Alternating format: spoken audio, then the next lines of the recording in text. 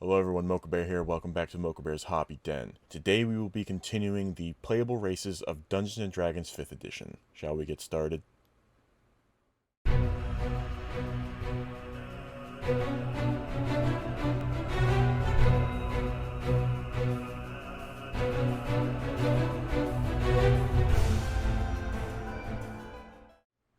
Due to some unforeseen circumstances, today's episode is being shot in a very limited time.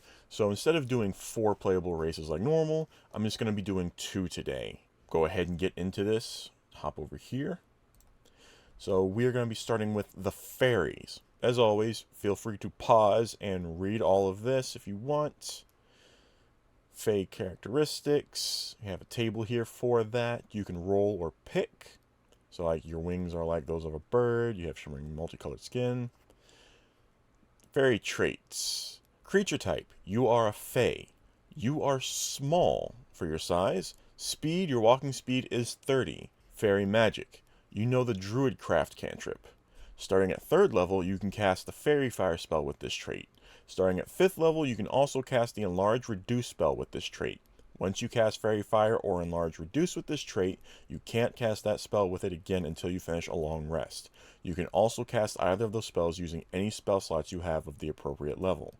Intelligence, Wisdom, or Charisma is your spellcasting ability for these spells when you cast them with this trait. Choose when you select this race. And then Flight.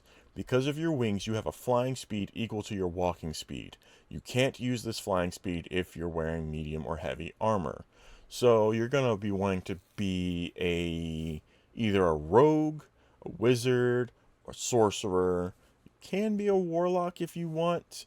Hey, you can even be a barbarian, because those are all races that benefit from not wearing armor. Same with a monk. Be interesting to see a fairy monk. But rogues, rogue scouts especially, or sorcerers would be really good with that. Next up and lastly is the firbolg. Again, as always, pause the video here to read the little bit of information that the information about firbolgs. They can live up to 500 years. Goodness.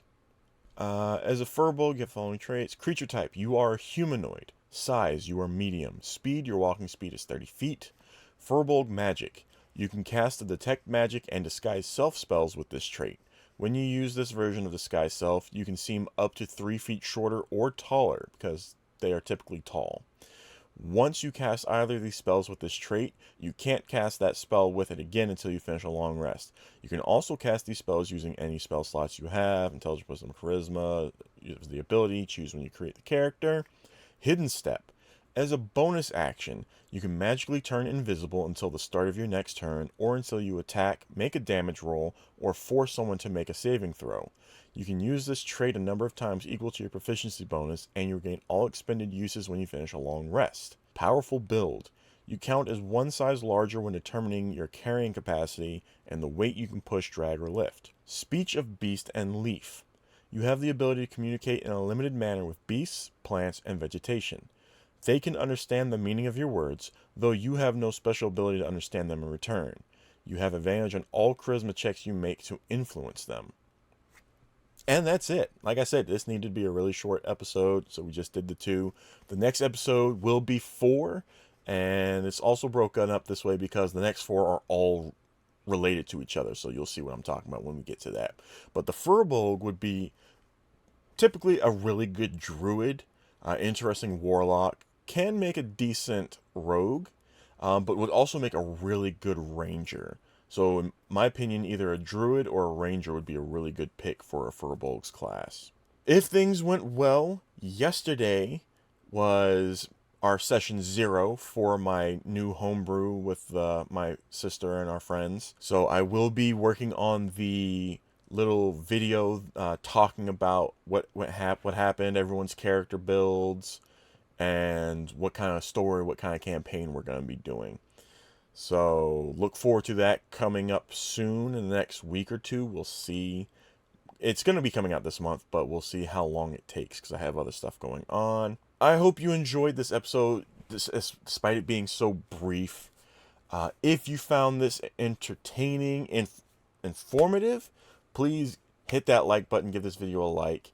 Hit the subscribe button if you haven't already subscribed to the channel, as well as hit the bell icon, set notifications to all get notified when I upload videos and do live streams. I did my live stream last month, last Sunday, in fact. I think it went really well. It was supposed to be a 2-hour stream, and it turned into a 3-hour for building and painting. Feel free to check that out. In fact, it will be on one of these sides of the screen at the end of this video to check out, so please feel free to do that. Give it some love. Also, please comment down below what you think about the 2 races that we talked about today, the fairy and the firbolg. If you have those characters made, what classes you go with, as well as what you think about my opinion on the classes to pick for them. Please also share this video, bring awareness to my channel, and help me continue to grow. Next month is my 2-year anniversary, and we've already broken 310. Last time of recording this, we're at 319.